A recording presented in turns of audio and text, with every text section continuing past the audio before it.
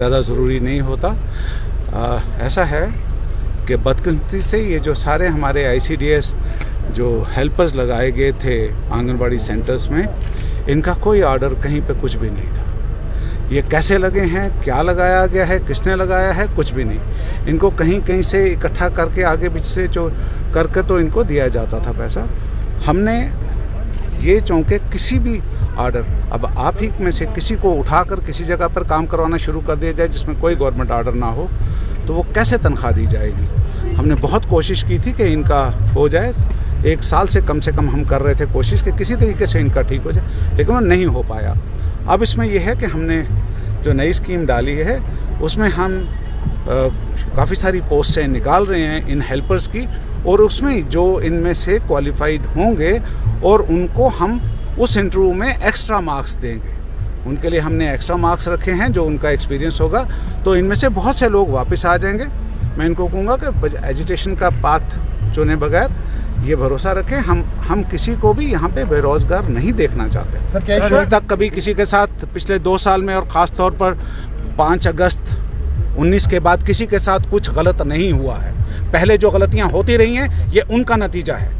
ये उन लोगों उनका गिरबान पकड़ा जाना चाहिए जिन्होंने इन्हें धोखे से जाकर बता दिया कि तुमको हमने सरकारी मुलाजिम लगा दिया है। 900 लोगों से ज़्यादा लोगों को एक धोखे के साथ चलाया जा रहा था, और आगे पीछे से कहीं कहीं से इकट्ठा करके भीख मांग के इनकी तनख्वाह के नाम के ऊपर कुछ इनको दिया जा रहा था। इनके पास कुछ भी नहीं था। उनके खिलाफ उनकी आइडेंटिफिकेशन का प्रोसेस और उनके खिलाफ एक्शन का प्रोसेस भी हमने कॉन्फिडेंशियली ऑन किया हुआ है। जितना पीस है आज वैली में, इतना पिछले 31 साल में नहीं था। सर ठीक है, कभी पत्थर से कभी किसी से। जब से ये फोर्सेस आई हैं, ये पीस कायम करने वाली फोर्सेस हैं।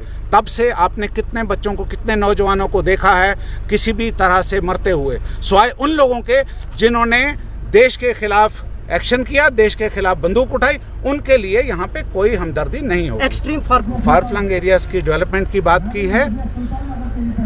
देखिए, पिछले 72-73 साल में उन फार फ्लंग एरियाज में कुछ नहीं किया गया, तभी आज उनकी हालत इतनी बदतर है। और सरकार के पास, हमारे पास ऐसा कोई अलादीन का चिराग नहीं था कि जिसको दबाते ही ये काम कर दिए जाएं सारे।